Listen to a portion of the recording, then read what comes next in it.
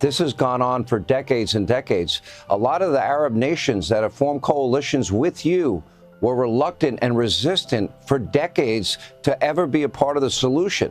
That was a big part of what happened here today. Can you explain that part of it?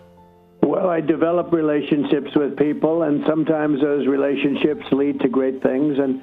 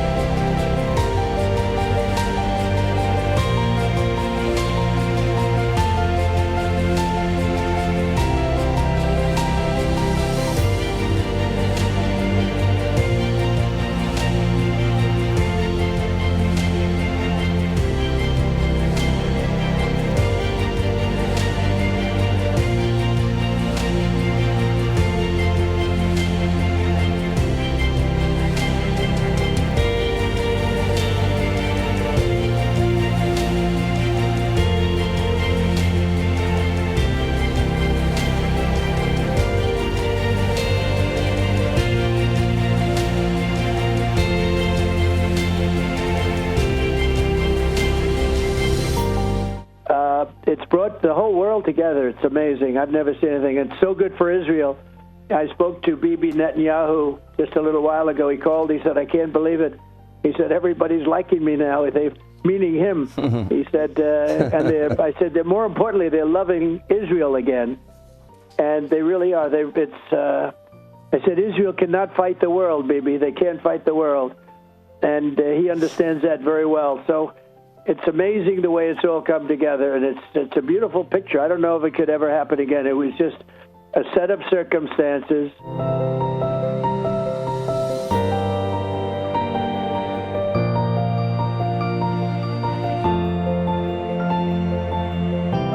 Well, look at these pictures. So we've got these pictures just into the newsroom from Khan Yunis in Gaza. Celebrations in the streets of Gaza on the news of this peace deal phase 1 being secured. So just in from Gaza, from Khan Yunis, some celebrations. These are pictures from Tel Aviv, live pictures from Hostages Square in Israel and Tel Aviv.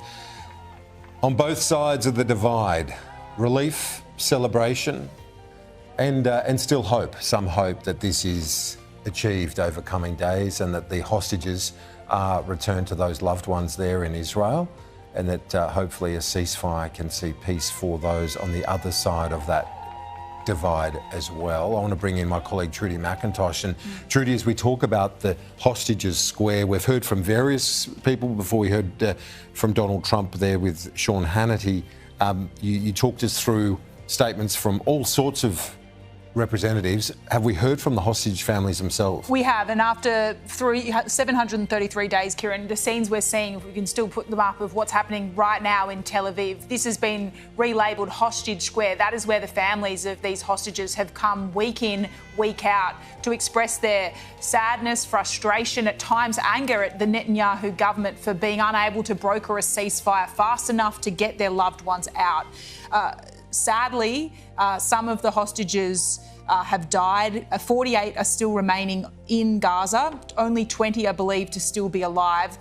You can see here, this is from the Bring Them Home campaign. The faces of those Israelis who remain in Gaza for 733 days. Their families have been waiting hopeful that they will be able to see their loved ones alive once again. We can also show you pictures from Washington where some of the family members were when they heard the news that this deal had been reached between Israel and Hamas. Here you can see the elation, the jubilation on family members who've been waiting for this news for such a long period of time. But Kieran, in the statement from this group, Bring Them Home Now, the campaign, they say it is our moral and national obligation to bring them all home, living and deceased. They say their return is essential to the healing and recovery of Israeli society as a whole. We will not rest until the last hostages come home. As we heard from Donald Trump in that interview with our colleagues at Fox News, he's confident that they will be able to get them all home, that he believes his own actions in terms of strikes against Iran, the tariffs, in his view, have been instrumental in bringing countries to the table,